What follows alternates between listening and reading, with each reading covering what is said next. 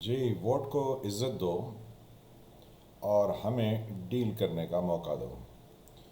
مسلم league نواز کے بارے میں آج کوئی 3-4 دن سے یہ خبریں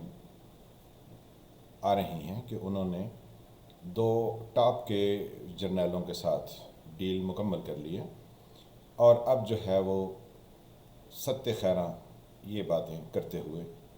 دکھائی دے رہے ہیں۔ اب کل جو ہے وہ کے پی کے میں الیکشن ہے، لیکن جو ووٹر پہلے مسلم لیگ نواز کو ووٹ کو عزت دو پر متحرک تھے، ان کے لیے ایک بڑی کنفیوزنگ قسم کی صورتحال ہے،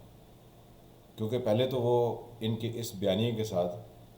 چل رہے تھے کہ چلیں اس ملک میں کوئی تبدیلی آئے، ووٹ کو عزت دو کا معاملہ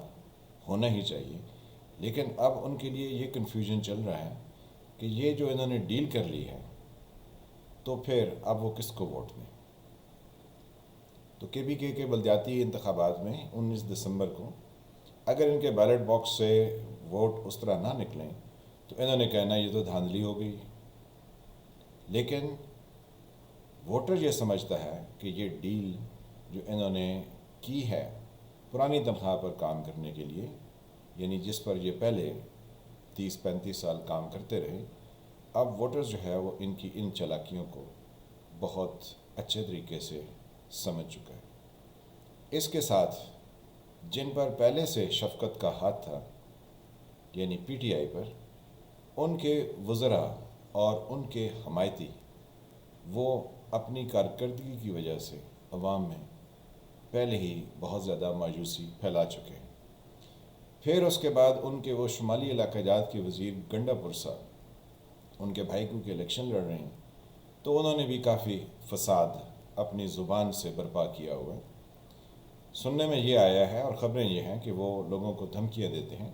کہ میرا بھائی امین گنڈا پور جو ہے وہ الیکشن لڑ رہا ہو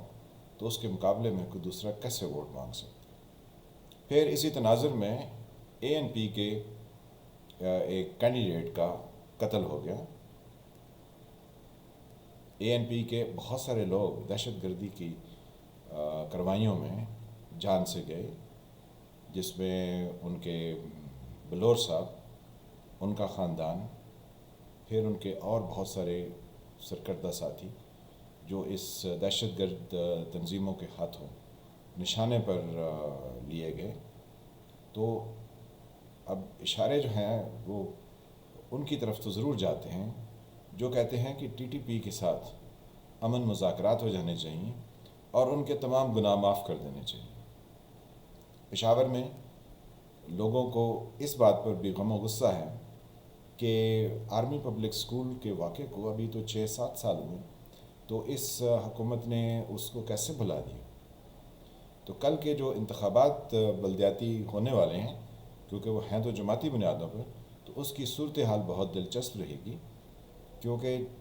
4 دن پہلے مسلم لیگ نواز کے لوگ یا ووٹرز وہ ووٹ کو عزت دو پر بہت پرجوش تھے، لیکن اب کیونکہ انہوں نے 2 ٹاپ جرنیل کے ساتھ ڈیل کر لی ہے، جس کی خبریں صرف آج نہیں بلکہ آج سے کوئی 3-4 دن پہلے کی آ رہی ہیں، تو وہ ووٹر بھی کنفیوزڈ ہیں۔ اب دیکھنا یہ ہے کہ یہ ووٹرز کس کو ووٹ ڈالتے ہیں۔ یہ پیپلز پارٹی کو ووٹ ڈالتے ہیں، یہ مسلم لیگ نواز کو ووٹ ڈالتے ہیں، یا یہ پی ٹی آئی کو ڈالتے ہیں، یا مولانا فضل الرحمان کو، یا کسی اور کو۔ صورتحال بہت دلچسپ ہے اور قریب سے دیکھنے کا تقاضا کرتی ہے، لیکن ہمیں خدشہ یہ ہے کہ مسلم لیگ نواز کل جب ان کے ڈبے یا ان کے کینڈیڈیٹس اس تعداد میں نہیں ہوں گے جس طرح ان کو خواب دکھائے گئے ہیں، تو وہ دھاندلی کا الزام ضرور لگائیں گے۔